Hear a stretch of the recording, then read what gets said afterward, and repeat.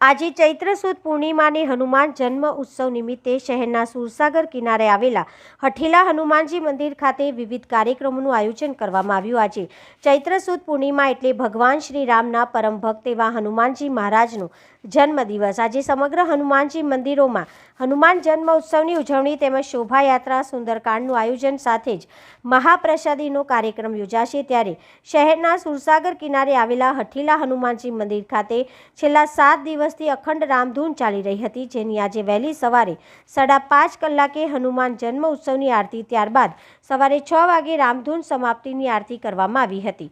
અહીં હનુમાનજી દાદાના ભગવાન રામના દર્શન થાય તે રીતે શણગાર કરવામાં આવ્યા છે। વહેલી સવારથી જ ભક્તોએ હનુમાનજીની પૂજા અને દર્શન કર્યા હતા। અહીં સાંજે 4 કલાકે ભગવાન શ્રી સત્યનારાયણની કથા પૂજન રાખવામાં આવ્યું છે। ત્યારબાદ સાંજે 6 કલાકે પ્રસાદીનું વિતરણ કરવામાં આવશે અને રાત્રે 8:30 કલાકે હનુમાનજી પરના ભવ્ય પરફોર્મન્સનો કાર્યક્રમ યોજાશે। ત્યારબાદ દર્શન ભટ્ટના સ્વકંઠે સુંદરકાંડના પાઠનું આયોજન કરવામાં આવ્યું છે, જેમાં શહેરના સર્વ ભક્તોને પધારવા અપીલ કરવામાં આવી છે।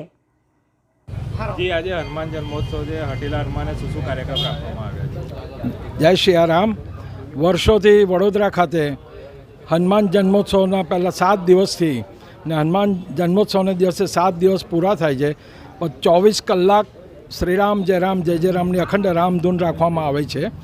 અને આજે સવારે 5:30 વાગે દાદાના જન્મની આરતી કરાવી અને 6 વાગે રામધૂન સમાપ્તિની પણ ફરી આરતીના દર્શન થયા અને રામદૂત હનુમાન ને રામ બેઠા એવા દર્શન મૂર્તિમાં દર્શન થાય છે અને ભવ્ય ડેકોરેશન કર્યું છે।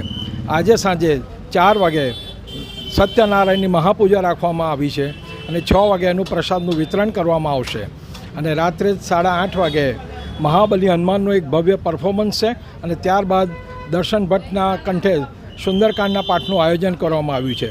તો વડોદરા શહેરના સર્વ ભાવિક ભક્તોને આ લાભ લેવા વિનંતી છે। જય સિયારામ। આપનો પરિચય? દીપક બાહુભાઈ પટેલ, વર્ષોથી મંદિરે સેવક તરીકે દર્શન કરવા આવું છું, ભક્ત છું।